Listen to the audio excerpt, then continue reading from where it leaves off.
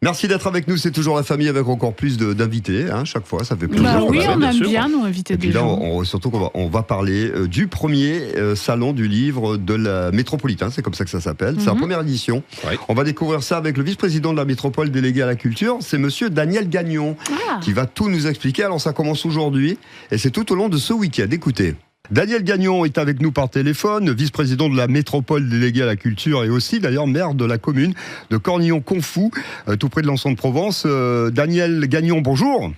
Bonjour. Alors c'est assez symbolique également cette manifestation, c'est une première édition qui va se dérouler au sein de cette citadelle de Marseille, un lieu emblématique de la ville qui a d'ailleurs récemment ouvert au public. Tout à fait. En proposant ce premier salon du livre métropolitain dans la forteresse, comme vous venez de le dire, emblématique de Marseille, chargée d'histoire et non des moindres, la métropole a donc souhaité honorer la promesse de sa présidente en participant ainsi à une expérience culturelle et artistique singulière. On a souhaité coupler dans une même topographie la richesse du patrimoine et la modernité métropolitaine. C'est donc aussi au siège de la métropole Aix-Marseille-Provence, dans la contiguïté est immédiate avec la citadelle, que sera investi le salon. Alors des auteurs, des libraires, des associations, les éditeurs, il y en a dans notre région. D'ailleurs cet événement est là aussi pour en faire la promotion. Un événement qui va mettre l'Espagne à l'honneur cette année. Tout à fait, oui. Nous avons choisi donc comme pays pour inaugurer donc ce premier salon tous les pays qui entourent dans la Méditerranée à terme participeront donc et le premier pays est l'Espagne. Alors ce salon du livre métropolitain qui prend tout son sens, donc là je l'ai dit, sur un territoire qui recense pas moins de 89 maisons d'édition, 77 libraires et 425 auteurs. L'événement a bien évidemment l'ambition de mettre en lumière ce dynamisme éditorial. Ça participe également aussi à des actions de la métropole en faveur de cette lecture publique, bien évidemment.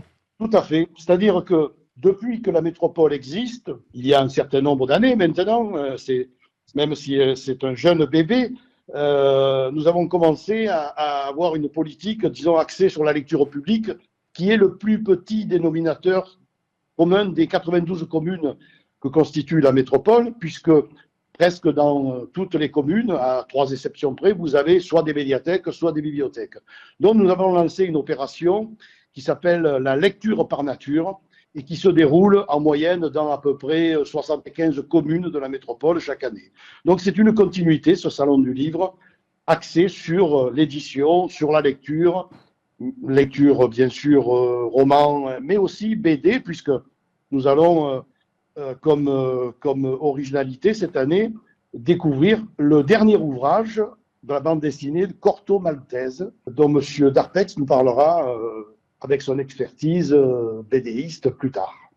La promotion du livre en termes d'objets, c'est important également parce qu'on sait qu'aujourd'hui sur le digital, il y a plusieurs plateformes qui nous proposent. Alors ça, je m'adresse aux plus jeunes parce que vous savez qu'ils sont très férus de tablettes, de téléphones portables. Mais l'objet, de promouvoir aussi l'objet, ce livre qu'on tient dans la main, c'est important. Ah oui, c'est très important, bien sûr. Ça oblige à une autre réflexion que le numérique, que les tablettes, puisque bon, il y a du tactile, on ferme les pages, on les rouvre, on est obligé de réfléchir. Enfin bon, on voit d'ailleurs ce qui se passe malheureusement dans nos groupes scolaires, où le niveau, il faut le constater, d'année en année baisse au niveau de la lecture, et donc nous devons, nous les élus, les collectivités, faire des efforts dans ce sens-là pour obliger toutes ces jeunes générations à découvrir cette culture à travers les livres, quoi. Le grand rendez-vous commence ce vendredi jusqu'à dimanche, tout au long du week-end, consacré donc à la littérature du pourtour méditerranéen, à la citadelle de Marseille, alors aussi connue sous le nom de Fort Saint-Nicolas, et puis également au Pharo. Alors là, c'est vrai qu'on a les yeux tournés vers la Grande Bleue. Tout à fait. Merci beaucoup, monsieur Daniel Gagnon, d'être vice-président de la métropole délégué à la culture et aussi maire de cette jolie commune de Cornillon-Confou.